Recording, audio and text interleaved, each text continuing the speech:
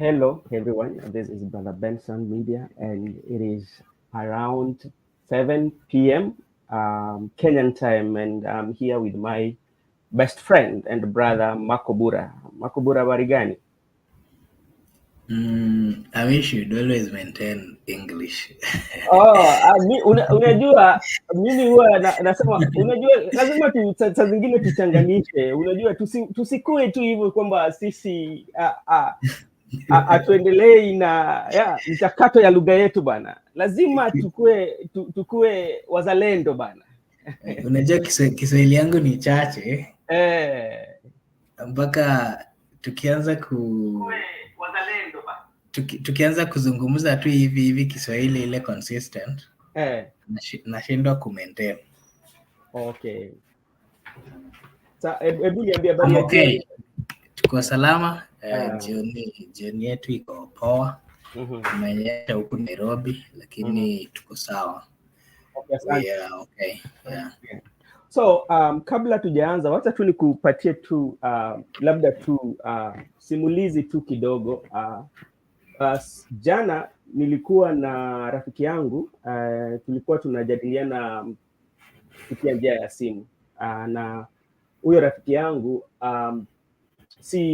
ni wajirani tu, anatoka nchi jirani, na aliniambia jambo moja ambapo ilinistusha sana, na tulikuwa tunaangalia kwa mapana sana na nikashindwa kuelewa, kwa sababu jambo ambalo alikuwa ananiambia ni kwamba sisi kama Wakenya tumebahatika sana, na njia imefanya sisi tukabahatika ni kuwa tuko na katiba ambayo hatukuachwa na wakoloni. Hiyo ni jambo moja aliniambia. Jambo la pili aliniambia kuwa kizazi kipya cha Gen Z wamefanya jambo ambalo haijawahi tokea nchi ya Afrika, na alisisitiza kwamba viongozi wetu hawaelewi, na akatumia jambo ambalo ilinichukua muda sana kutafakari, ni kwamba mapinduzi ya mafikra na wazo, ni kwamba mavijana ama kizazi kipya cha Gen Z wako na mapinduzi ya fikra na wazo ambao inafanya tuseme viongozi wetu hawaelewi. Na akaniambia hao vijana wako katika mbioni, na alilinganisha na treni ya mwendo kasi. So inamaanisha kuwa wako kwa njia nzuri, lakini viongozi wetu hawaelewi hawa mavijana. Na akasema hawa ni watu ambao wako na maarifa, wameendelea kiteknolojia na wameendelea pia wanajua vizuri kutumia mtandao wa jamii. So hivyo ndio sisi tulikuwa na simulizi kidogo tu juu ya simu. Akaniambia nyinyi wa Kenya mko vizuri. Asante sana Makobura. Sasa hata wewe pia unaweza kuwa ukae chini utafakari maneno haya, mapinduzi ya mafikira na wazo. Hata hiyo pia tunaambia wasikilizaji wetu, mapinduzi ya mafikira na wazo. So ujue mapinduzi si mapinduzi ya serikali, labda venye maviongozi walikuwa wanasema kuwa ama vijana wanataka kupindua serikali ama wanataka Rais Ruto atoke na sasa nini itakuwepo. Ni kwamba hawa walikuwa na mapinduzi ya fikira na mawazo, yani mawazo yao na fikira yao ilikuwa imepitiliza yale ya mazazi wetu ama viongozi ambao sisi tuko nao. So hivyo ndio jadili yetu na mazungumzo yetu ilienda, na tuliangalia kwa njia pana sana. Asante sana Makobura, wewe pia unaweza sema kwa hayo machache mimi nimeongelea. Asante. Okay. I also wanted to say something about the Republic of Kenya. I think first we have to thank God that we have one of the best countries in Africa.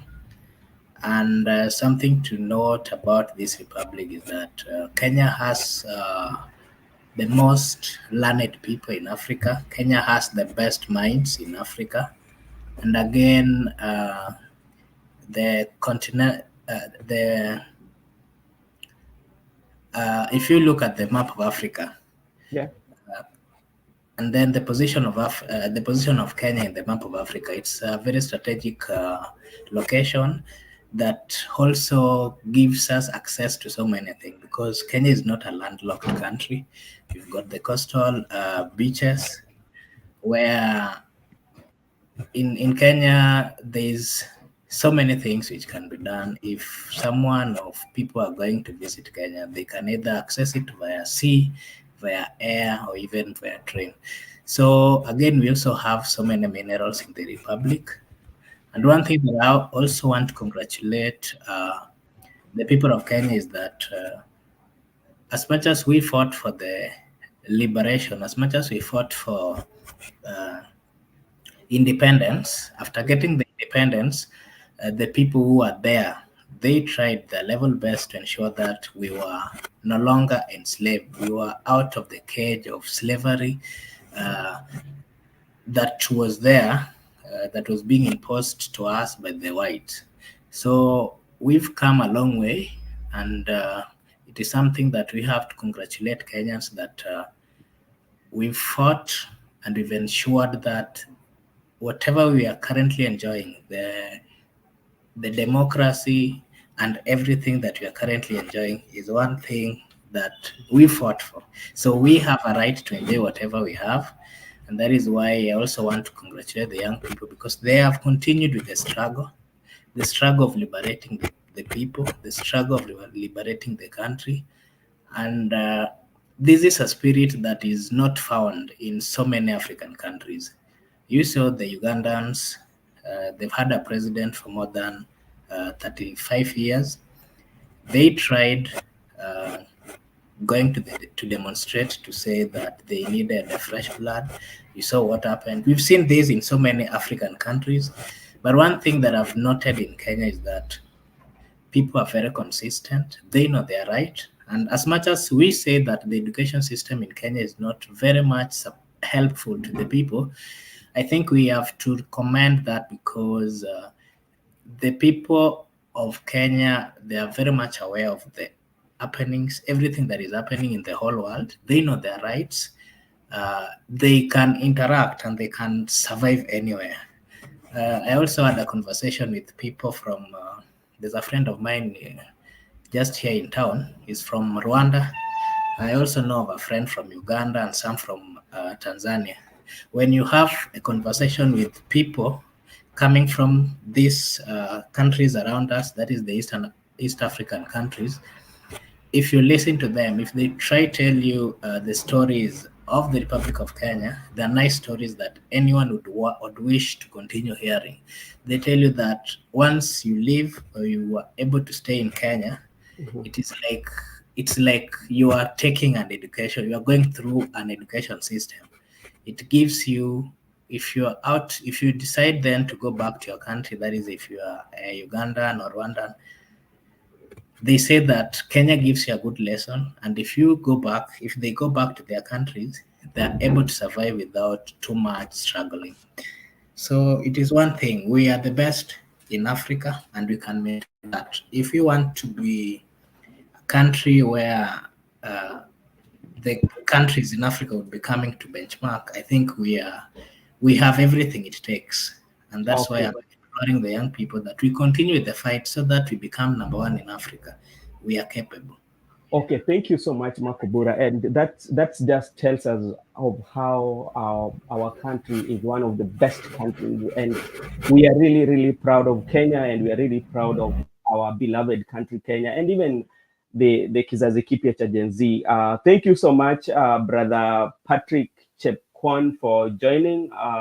We appreciate you. If you're new here or if you are here for the very first time, please, we request you and we humbly request you again to be part of this discussion and be part of the Brother Benson Media by subscription.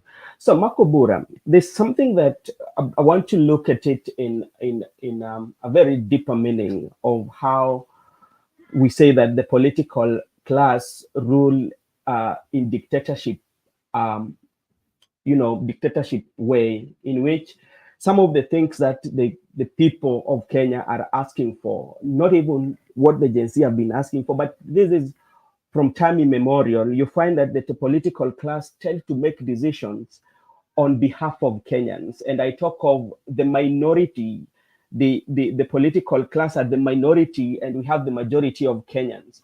And you find that they tend to make those decisions. And I can give you a typical example, like the one we had, what happened recently of ODM, just deciding to say, okay, we are releasing our expert to go and work with the government. And to my question is, if you look at all these political parties, they have the policies under which they work at. For example, during the campaign, the Azimio was working on a trickle-down economy. That is what they were talking about, as the UDA or the Kenya Kwanza was talking about of the bottom up. And because right now, as we speak, is the administration of Kenya Kwanza, so which means they have their blueprint that they presented to Kenyans. And when the Prime Minister says that we've released the expert, they call them the expert, the expert, that we decided to give the expert to the government so that they can go and work under the policies of ODM and Azimio. How is that one possible if you may look into it, like because this is Kenya Kwanza with administration, with their blueprint, and now you're bringing 4 other ODM leaders into the government and telling them, when you go and work there in the treasury, don't listen to the policies of Kenya Kwanza, or don't listen to what the president is saying, but go with the policy and the principle of ODM and Azimio. How is that one possible? The conflict of interest that we've always seen in the political class, I think it's one of the things that has made us not to prosper as a country. Yeah. Because I feel that we've given too much power to the political class, and then they have taken the advantage to an extent that they want to make very vital decisions on behalf of us without consulting us. So in a way, you find that there's some monopoly in leadership in the Republic of Kenya. And that is what we are even seeing currently. You saw the other day that the president and the opposition, they were talking about that a broad-based government. And then when we saw the people who are brought on board so that we would see the broad-based that they were talking about, we saw political leaders. And then the worst thing is that from the wordings that they are using, they're simply saying that these are the best that they had. Then you ask ourselves, there is professionalism in the Republic of Kenya. There are very many learned people in the Republic of Kenya. Why would they then diverse so that even when it comes to development and all these kind of things, whenever we keep on recycling leaders who have been there, someone who started being a member of parliament in 1990 something, they're the people who we are still appointing up to date. We are still appointing them in the ministerial roles. And then you ask yourself, when are you going to give new blood, so new people, so that they also have the skills and what it takes to run these ministries? It is not that we don't have the technocrats in this field. We do have the technocrats, but the problem is the political class has hijacked everything to an extent that they have monopolized the leadership space to an extent that any young person or someone who is coming for the first time, they are not given a chance. By all means, they keep on fighting these people, and to an extent that they don't get time or space to be part of this political space. So as a country, it is my wish that if we would have a political space that is giving each and everyone an opportunity, that is not tribal, that is not based on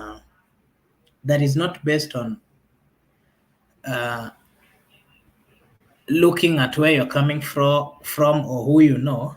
I think as a country we would be more like this country that they keep on comparing us with. So we have everything that can take us to where we want to go, but the problem is the leadership that we have they keep on bringing us and dragging us down. As a country, the issue of tribalism is one thing that we would have gotten out of. But the problem we have currently with the issue of tribalism is the political leaders, they go gang up and then they start bringing their tribal issues. Whenever they have messed the country, they go back to their tribe. They convince them that these people from this other tribe, they don't like us, they don't want us to prosper. And these are the issues that we have that we, the young people, addressed. And I really like the movement that was being run by the young people, because they were saying, this time around, we are not going to look at where anyone is coming from.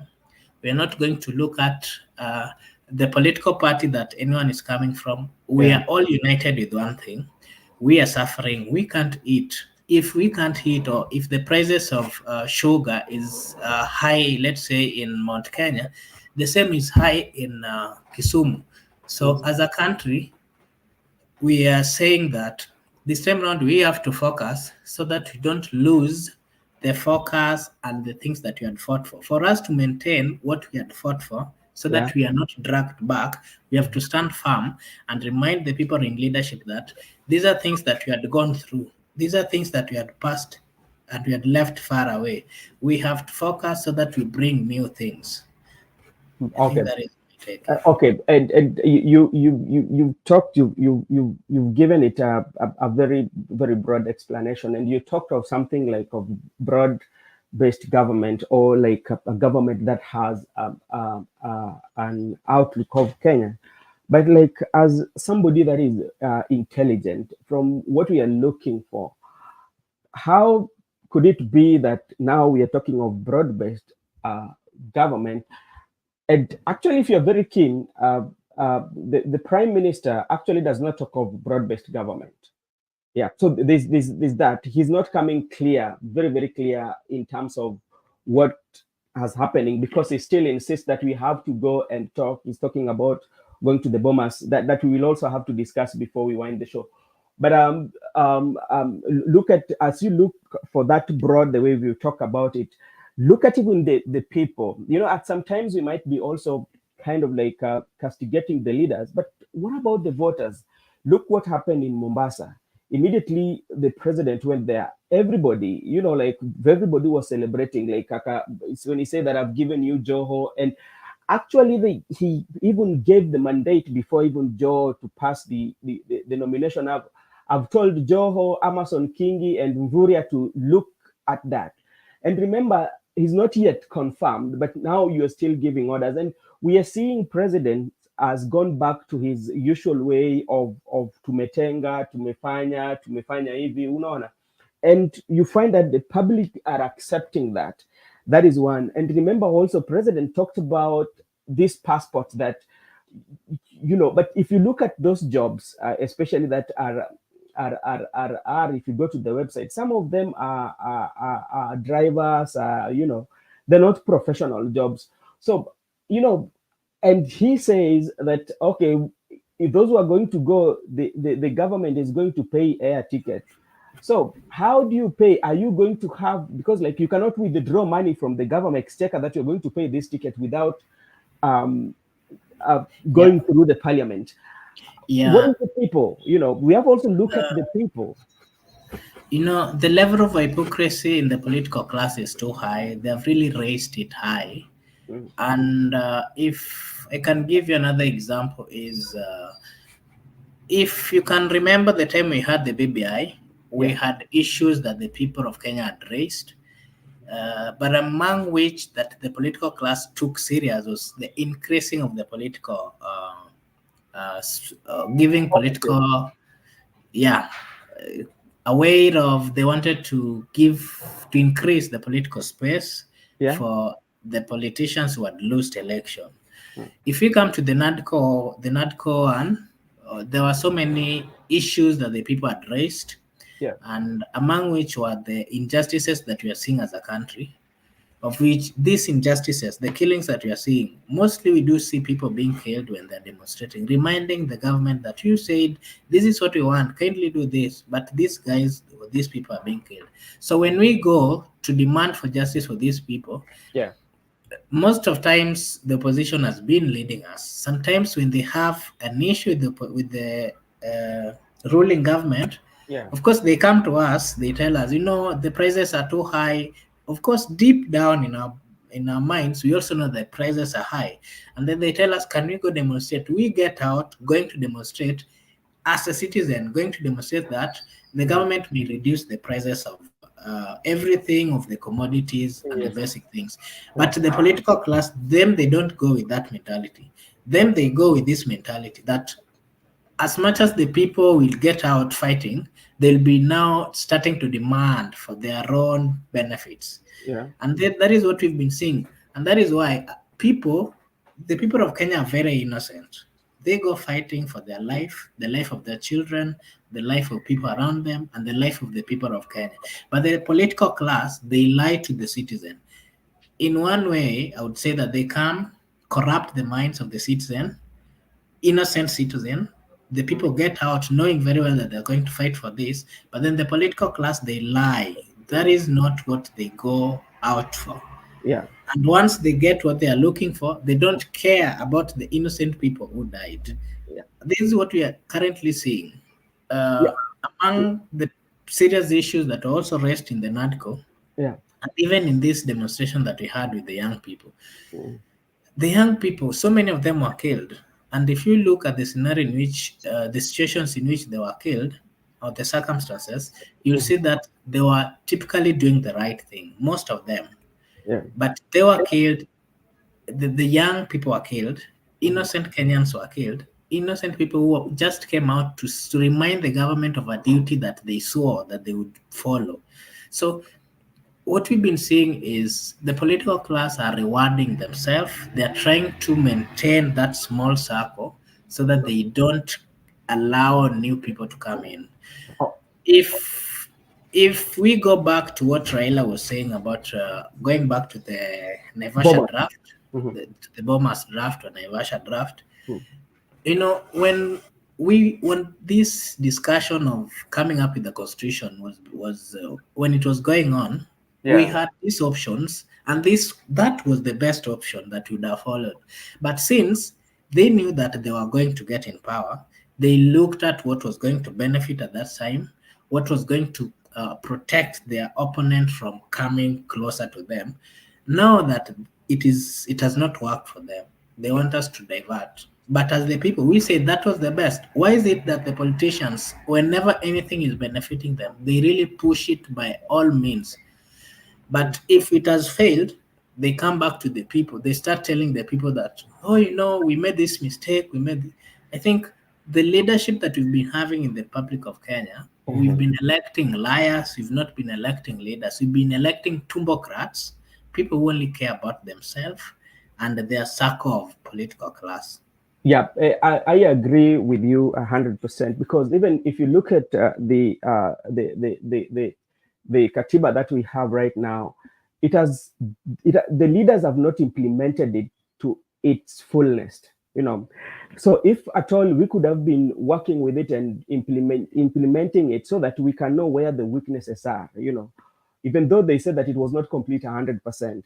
But how would we know that it was not completed 100%? But yet we still find ourselves, like when you look at the chapter 6 of our constitution, some of the leaders do not even have the guts to qualification to pass it, like to be leaders in this country. If you remember very well, I don't know if you look very well during the campaigns, there were a list of leaders that were listed not even to vie for political office. But what happened?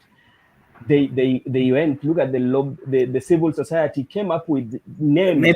Maybe I should also remind you that if you keenly look at the appointment of the president, even these leaders that we are seeing from the ODM, if you are following the constitution to the letter, I'm telling you, they would not pass the chapter 6. Integrity, they would not go past that, because these are people who have been governors. Joe has been a governor. Oparanya has been a governor. Of course, they had cases. Actually, remember, Honorable, the former governor for Kakamega, it's not yet around 6 months. It is. Yeah, the government was following. He was saying that the government is following him because of something, because the government does not want him. Yeah, So that was a case that is still fresh in court, good. actually. Yeah. But if you keenly look at this, it's going to pass. He's going to be a cabinet No, secretary. it's going because they're going to speak in one voice. Yeah, So and this is why we are asking ourselves, why is it that the leaders are lying to us? They want to follow the constitution when it fits them. I want to give you another clear example. mm, MP Didmas Baraza, yeah. Kimilili MP. There's a time he shot someone. Up to date, there's nothing that has been done to him. Actually, it was during the campaigns. Yeah, that Mm, was life that was lost.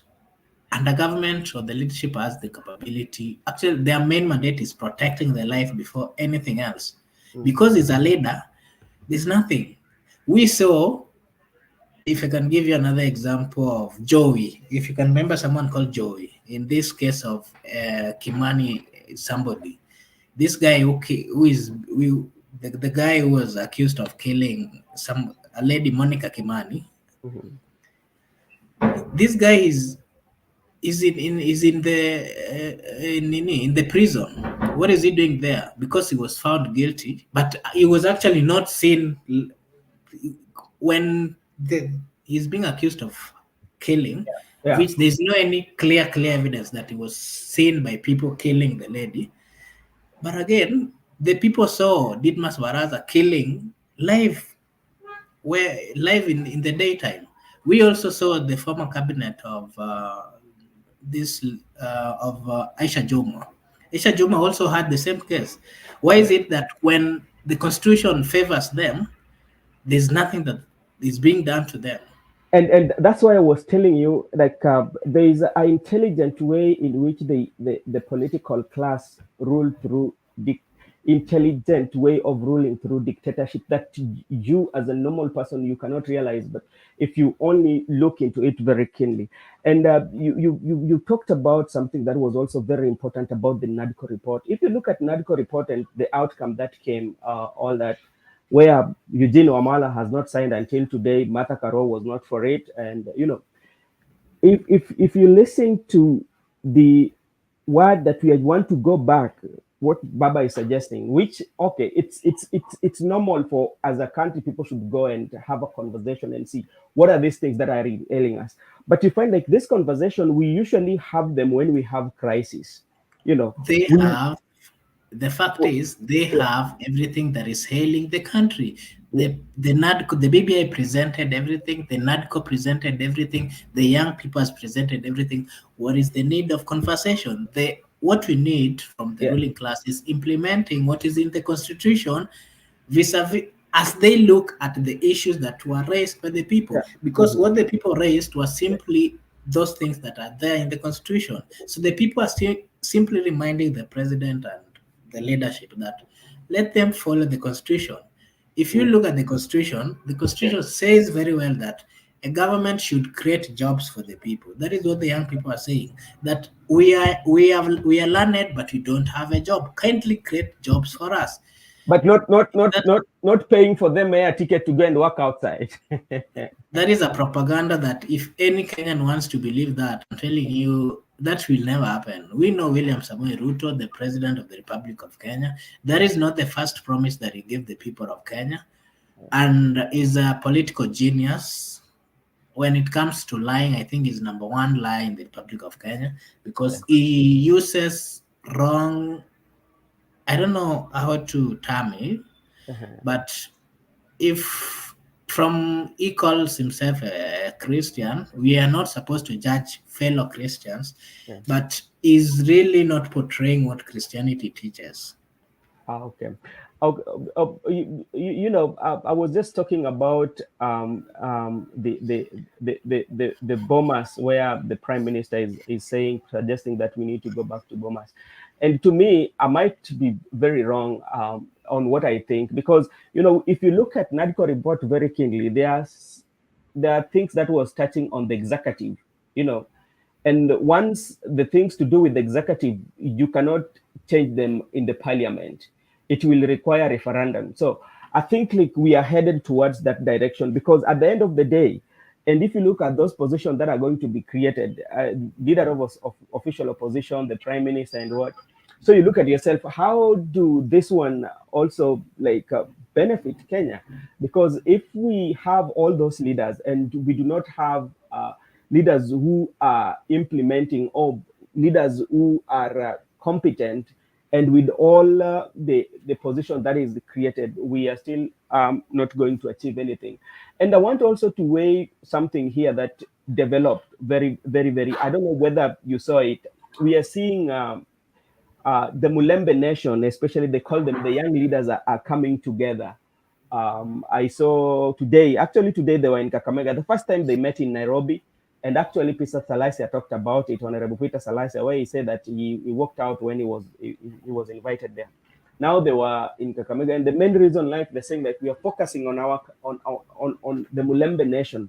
So my question is, at what point did they come to realize that Mulembe Nation is usually not represented, and where you find like Echesa was there, the Sufunas, and and these are the people, Malala. These are the people who are sometimes they could not meet eye to eye in the public eye, and this come at a point whereby the ODM had already nominated the four experts, or have released, not nominated, but released the four experts to work with the government, and does it mean that there's a correlation between the two for it's like an alignment that is trying to take place for the 2027?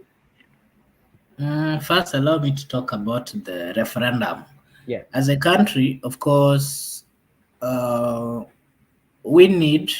feel that we need to go for another referendum to look into the issues that the people of Kenya have been raising since we got the new constitution. Of course, we have the best constitution, we are not doubting that, but there are so many things in this constitution which are not really working well, because this was almost a photocopy of the constitution of the Americans. There's bit that we have to look into and to change. That's a fact. We are Africans, and we need to be governed with the things which we go through here in Africa. So there's so many issues which have been raised by the people. Of course, I would support the fact that we need to go for a referendum. But the problem now comes when the political class are the one leading the referendum. They will change the whole question. They will change everything that the people are talking about. What they will include in that referendum is increase, maybe giving a position to the prime minister, to deputy prime minister. Those are the things that they will be talking about. Instead of talking about issues to do with the creation of job and everything, scrapping of the women reps, and too many representatives who are all doing nothing. Instead of, we should have a small number of these people, but those that are thinking in a mature way. So as much as we want the government to reduce with the people, we want the government to reduce the burden that they're giving the people by reducing the number of representatives who are actually doing nothing. Most of them don't even know their roles. The government will increase the leadership positions. And this is where Marco Bura, let me. You've talked about increasing leadership positions. Why is it that every time we have an issue, or every time we are looking at Kenya entirely, why is it that we usually don't talk of reducing the number of offices that we create, and we tend to create more?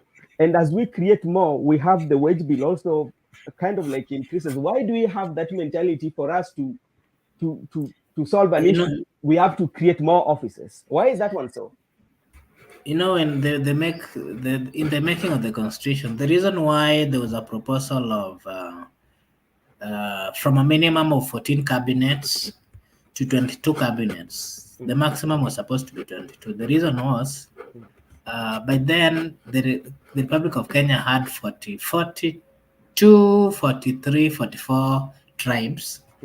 And then there was this thinking that at least every every cabinet should Yeah. come from a different tribe, Yeah. and then the peers or the assistants would then come from the other tribes. This was the thinking, and this was actually going to solve the issue of tribalism that we've been seeing in the republic. And again, president was supposed to be the symbol of the national unity. There is again uh, we came up with the issue of county governments, Mm-hmm. of which the evolution was also supposed to help uh, disperse power so that the people would feel power or Mm-hmm. interact with power at the ground. Mm-hmm. So this was actually going to solve everything. But the problem we've had is that the people whom we've given chance to lead us, Mm-hmm. when we take the when we started implementing the constitution, they Yeah. have set a bad example, and Ruto has made it worse. So there's this thinking that once a president gets to power, he still Mm. holds too much power. Mm. So we have a problem as a country because the level of tribalism in us, as much as we keep on trying to solve it, the Mm. people in leadership are not really following the constitution. If there was a good following of the constitution, it was going to work. Mm. Again, if you've talked about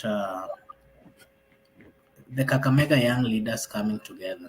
The Western Bloc. Yeah. Why is it that they are coming up with this after the ODM had nominated? Yeah. I lost your sound. Sorry, yeah, I was saying, why is it that they're coming with it at this Uh, point when ODM has nominated their senior most leadership to become has been their senior most politician has been uh, nominated by the president. mm. If I would say that these people are just trying to fight for the positions which have been presented, and that is the reason why they are fighting. They're just trying to cause uh, some confusion. But the real thing is they're targeting this position, and again, they have seen that the senior politicians have been appointed the cabinet secretary. So in one way, in short, they're trying to prepare to become regional or county or whichever tribal kingpins. That is what they're trying to do. Yeah, okay. But in reality, there's nothing like representation, because if suppose they're claiming that they're not well represented, Yes.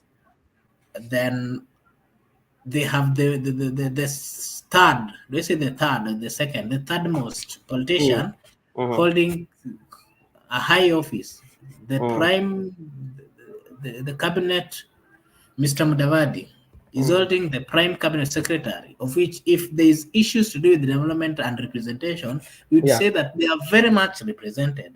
Yeah. Again, the Speaker of the National Assembly is coming from that region.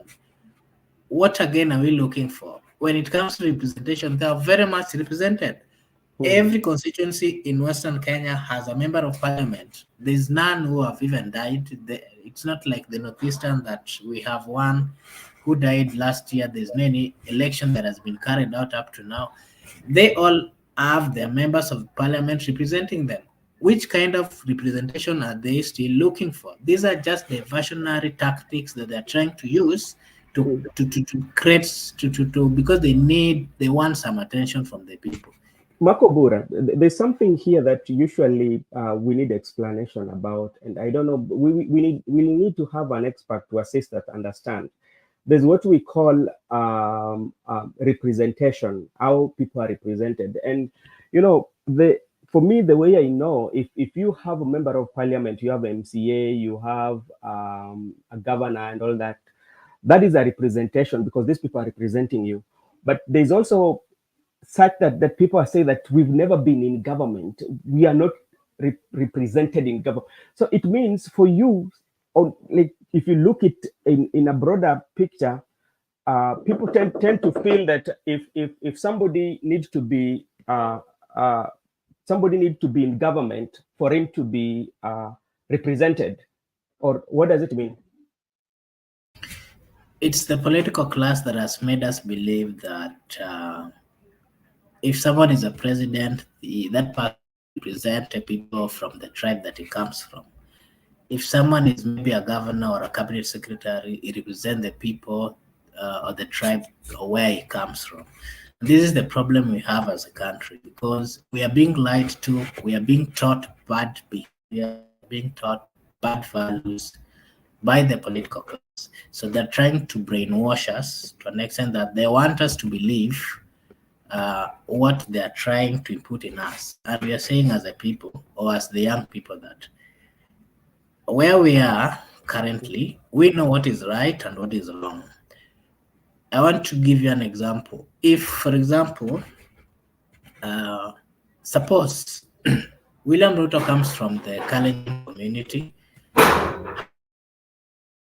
William Ruto comes from the Kalenjin community. If suppose we are saying that the people from Kalenjin community would then benefit from his, then I think that's a good lie, because as a president, there's a way the constitution guides him on what he needs to do and what he should not do. But again, it's a fact that he has power. He can decide to give development some places, but with the reference to the constitution. So this is a lie. This is something that used to be there during the times of Moi, the former president late. It does not apply now. So we are still carrying up this mentality up to this stage, but the constitution is very clear that where we are, we don't need someone to represent us, because there's a way things are done following the constitution of the Republic of Kenya. So whether you can only benefit if the politician or the person in leadership is your dad or mother or brother. That is the only way that you can. But even if that politician is your brother, there's a possibility of you not benefiting. We saw the same in Kisii the other day. When the deputy governor was being impeached, the brother came out saying that the deputy by then his son wanted a job, but the deputy wanted some money from him. So that tells you that even if your brother is there, there's a possibility of you not getting the help that you need. So in short, if we have the right people in the political space, if we have the right people in the leadership space, whether it's coming from which tribe or which region, so long as they're following the constitution, so long as they're doing what the constitution says, no one will ever cry or say that they're not represented.